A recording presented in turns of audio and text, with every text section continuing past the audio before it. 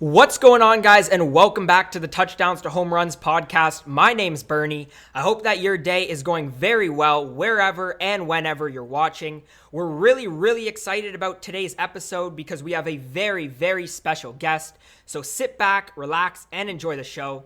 So just in a second, we're going to introduce our special guest. But first, I'm also joined here with my partner on the channel. You all know him. You all love him. It's Noah Whalen. Noah, how's it going today?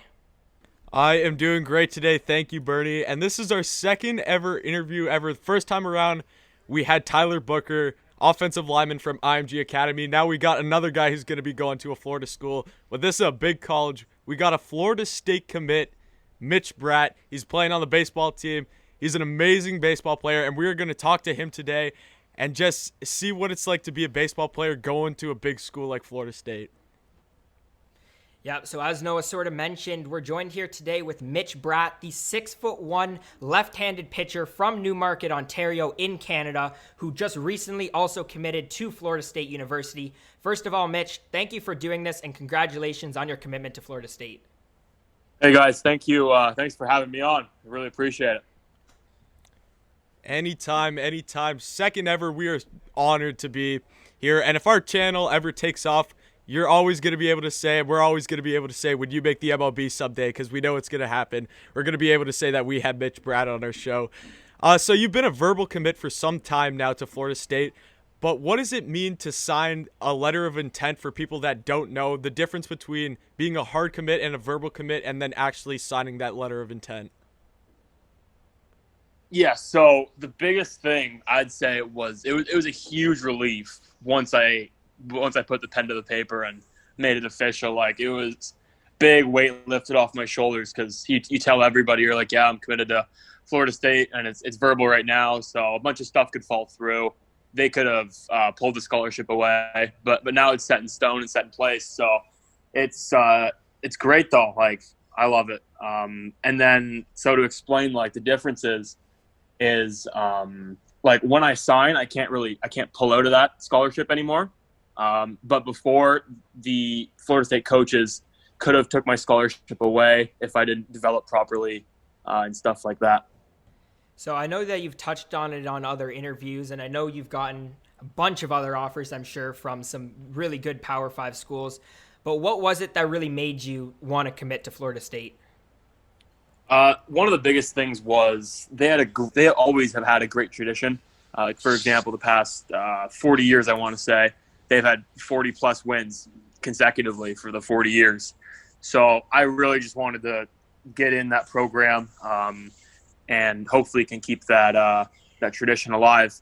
The coaching staff was a big part for me. I got along really well with the pitching coach right off the bat. We developed a good relationship going back and forth. So I wanted to stick with him. He's already helped me out so much that I can only imagine what the next 4 years entail. So I'm really excited just to get down there, compete, and be in the hot weather. So can't complain about that.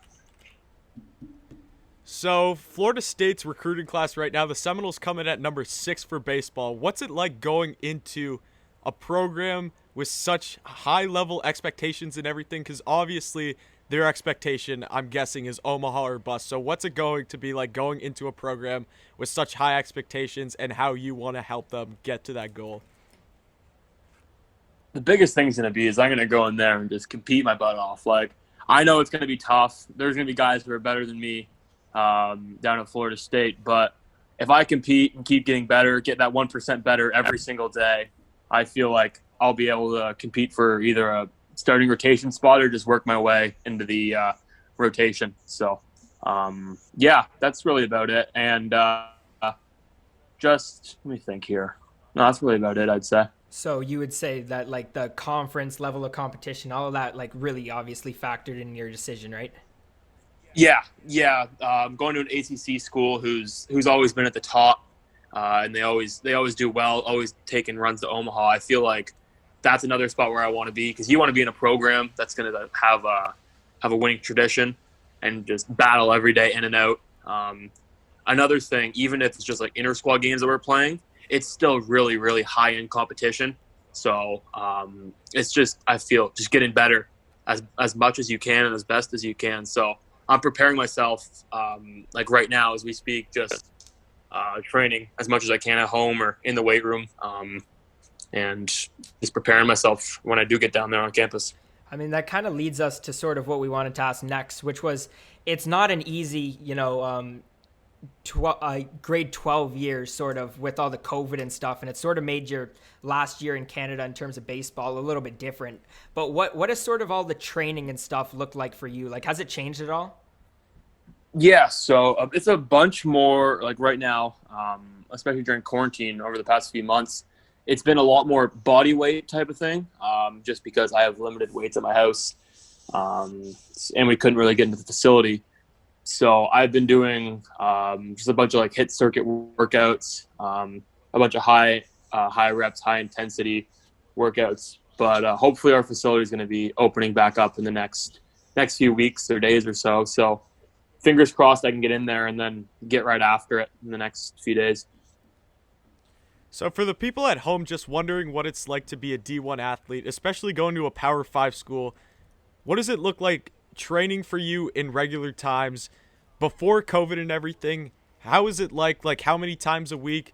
What are you doing? Like, what are your routines and everything? Like, do you have set weight practices? Do you have set pitching practices? Like, all those different kinds of things. What's your training schedule usually like under regular circumstances? So usually it would more so be like it's an all-day thing. So you'd wake up a little bit earlier before you go to school. You'd make sure you get some calories in, make sure they're good, high quality calories. I'd usually have like 3 eggs, some toast, and some sort of meat. And then you go to class. Some days I'd go in early, get a lift in at school before class. But usually I train, or before COVID, I would train 4 times a week or 3 to 4 times a week at a high intent. And then when I'm not shut down from throwing, which I usually take 4 to 6 weeks off every year, just give my arm a break. But before that, I'm usually in the facility. We have pitching practices where we have various types of workouts for that. So I'd usually go an hour into the facility. There's like pitching stuff.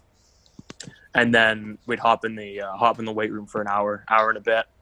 And I do that usually from, say, February, or not before that. Usually about February time is when I start to ramp it down. But it's October to February is usually where the time frame where we're in the gym consistently in like the bulking phase, you'd say. So trying to gain some weight. And then once the season starts in March, I head down south and go from there. Yeah, I know that Johnny, but I was actually talking to Johnny today, and it was about sort of that same thing about like what a work ethic of a person like you is compared to a work ethic of people on other teams that we played in the past. And I think it's really interesting that you bring up sort of like the breakfast type routines, because that's not something that like I don't think Noah either. That's not something that we really hear often with athletes our age. How important is like a routine for you? Like how important is it for you to just do all of the right things every day? A routine is probably one of the most important things that's really benefited me and helped me. Just because if you get in that set routine and you write stuff down, at the end of the day, it's good just to look back and be like, hey, I accomplished that, put a check mark beside that. And I feel like it's really beneficial long-term too, just because if you can get in that set routine and you can get that much better, you can get that much more sleep, you can have that much more to eat that day, having that set routine, it's really going to help you long-term. And I'd say that's really about it.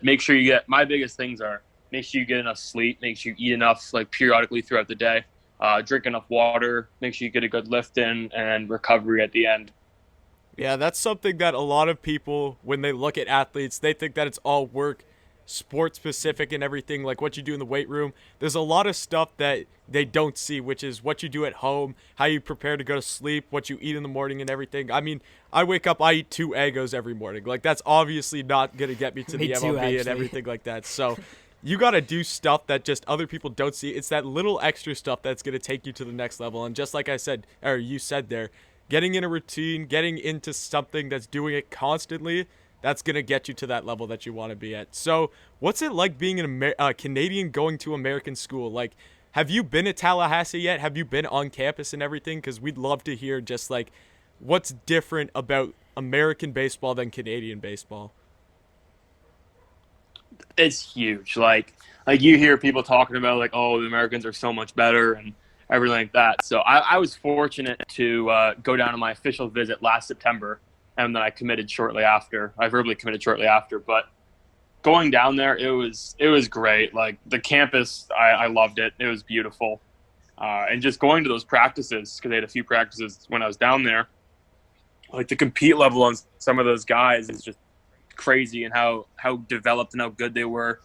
And like as I was talking about in their last point, their routine, like everything is down to the second of how long they play catch for, how long they stretch, how long their bullpens are before they go into pitch in the game, and stuff like that. And the biggest thing is I'd say they have so much more talent, like not only in the state of Florida, but just all over the United States, because that many more people play baseball, and they've been doing it for their whole entire life compared to back home here where it's more so hockey based.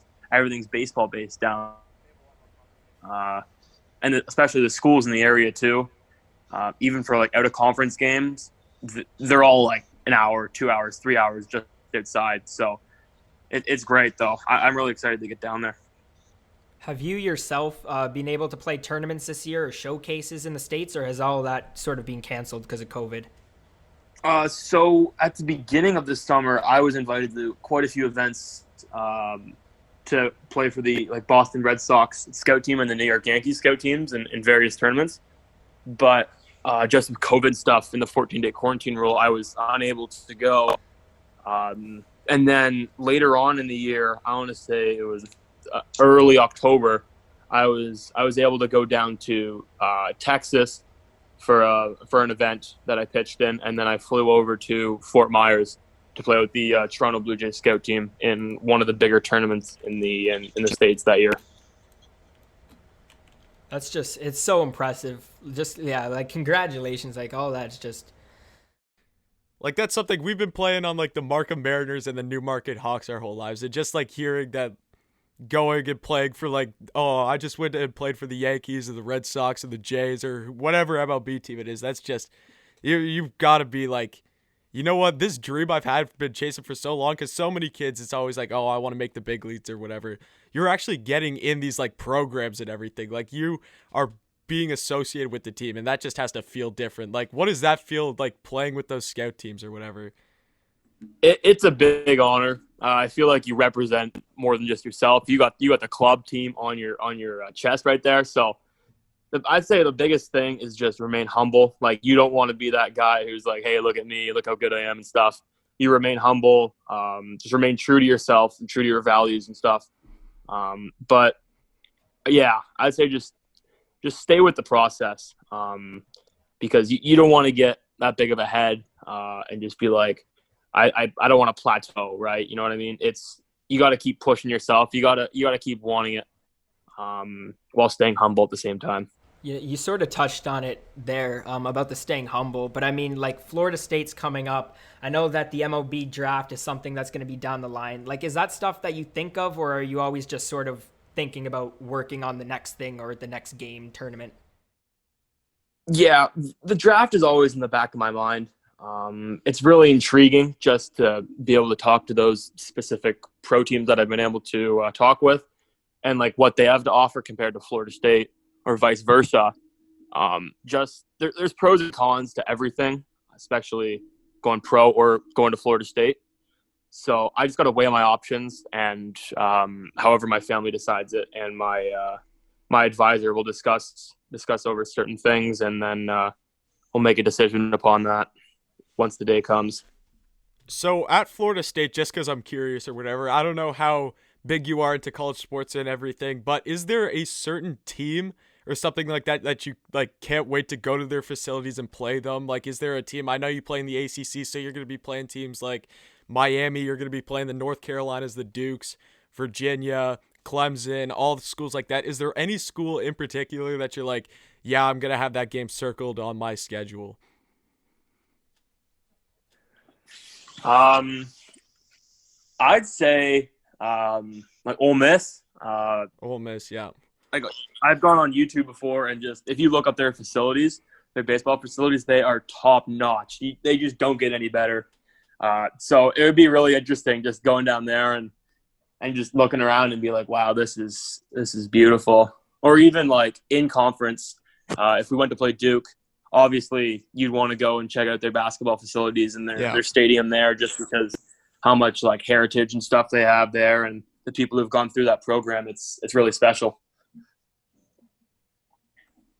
Yeah, 100%. Like, nonetheless, Florida State has had tons and tons of top recruits in every single sport, but baseball's one of their best sports. Like, there's no question about that. Florida State's one of those multi-sport schools that just is good at everything. So, yeah, even though it's going to be cool to go to other places, you still got tons and tons of great facilities and tons of great players to come out of Florida State.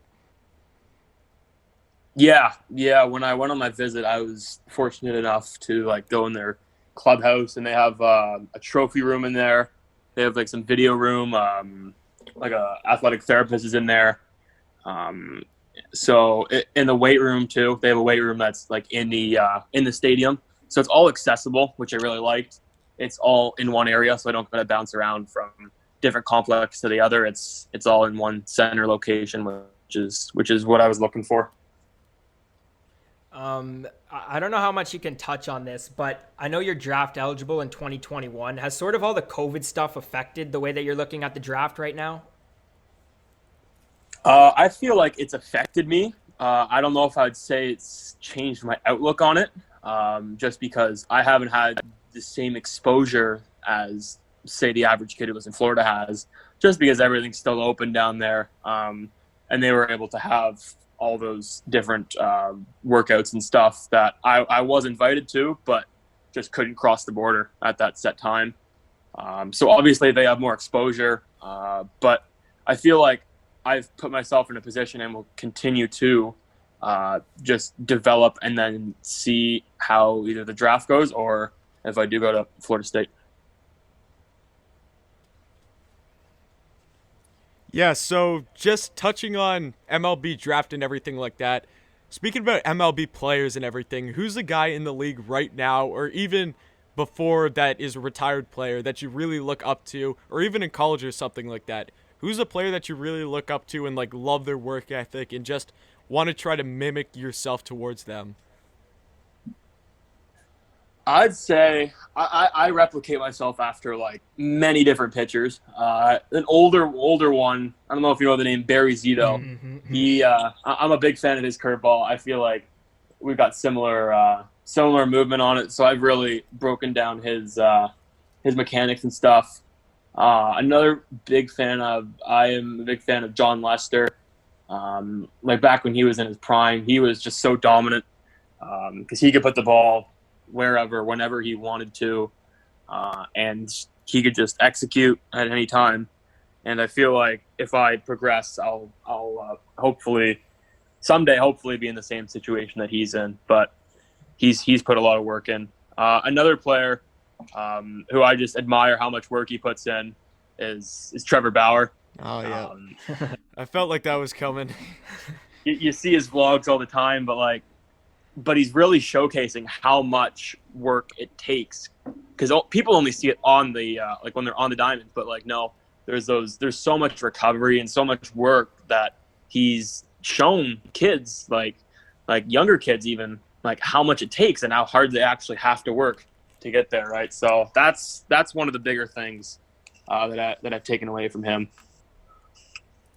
Those are some pretty interesting guys. I was expecting like a Max Scherzer type, but you could tell that you've like really researched this kind of stuff and like you know what you're doing for sure. I've done a lot. I've talked to many coaches, and I've just asked them like, hey, like, what do you think I look like, or what pitcher do you think I replicate the most? And I've got quite a few similar answers, but yeah, I got quite a few similar answers. And then back to the thing about Bauer that I've really noticed is how much he's integrated technology into his game. Even like the spin rates and the spin axis and all those type of things. it really shows how dominant he was, and he proved it this season by winning the Cy Young. But how much he integrated that work into his game action, and it paid off for him. Yeah, stats and analytics are something that's becoming huge in baseball. Like, that's something when you have all those next-gen stats, when you're really able to break those down and see how it actually affects the game, that's something that when you have access to that, you have to put in the work to be able to try to change whatever you can to be able to get that next level. Just something that I want to touch on, because I'm interested or whatever, I'm pretty sure we played against each other. Like, me and Bernie, you were on Newmarket, the Newmarket Hawks, if I'm not mistaken, like back way in the day, like when we were 10 years old or something like that, right? Yeah, I'm pretty sure, yeah. So Bolton tournament finals, we beat you guys. We always got to throw that in. So we have that. We beat an MLB. We beat a Florida State commit. Just for all of our fans watching that, we are good at baseball. Just mark that down. Remember that. So when he's pitching in the MLB in like 6 years or something like that, and you guys are watching him pitch on like the Yankees or the Rockies or something like that, we have proof that we beat him in a tournament. I have the trophy. I'm looking at it right now. So do I. I always rub that in. But one last question before we just finish up here. Just give me one thing that you're just looking the most forward to coming up. I think the biggest thing is either attending Florida State or seeing how the draft plays out, because you put so much work in during the off season and during the season leading up to those moments, right? And just staying in the moment with that, going day by day, getting better every day, and then progressing to get to that one point where it's like, okay, I have this decision to make and I have 2 minutes on the clock if I take this deal or I'll leave it. So it's hard to explain, but it's like a certain feeling you get. It's like, wow, I just did that, and I worked my butt off to get where I am today, and I'm proud of myself. So it's always just pushing yourself to get better every day. But sometimes you got to sit back and be like, okay, I like where this is going. I like how much work I've been putting in and stuff. So I'd say that's what I'm most looking forward to. So, Mitch, thank you so much for being here. It was great to have you on. Guys, Florida State commit and hopefully future MLB draft choice, Mitch Bratt, on our podcast. This is amazing. Mitch, it was so great talking to you and just hearing what's it actually like to be a college athlete and going through the process of being a high school recruit and getting into the NCAA and everything like that, and then hopefully making the draft someday. Hopefully we're going to see you on our TV in Omaha or in the MLB, whenever that is going to be, because we know that it's going to happen. Just keep putting the work in, keep doing what you're doing, and you're going to get there. And just thank you for joining us today. It was such an honor to have you on, and you're definitely a great guy to talk to. It was fun. So we appreciate it here from TDS2HRS. We appreciate you coming on. Any closing remarks you have for anyone just before we let go? The biggest thing is just keep working, guys. Like, it's all going to pay off one day. And whatever you're doing, like if it's schoolwork, if it's baseball, or whatever it is, just keep working, because there's light at the end of the tunnel. And just keep giving it all you got, because you don't want to live with regret and stuff. So, but thank you very much, guys, for having me on. I really appreciate it. Big time. No problem at all. It was an honor having you on. So that is our interview for today, guys. Thank you for listening in, and definitely come back next time.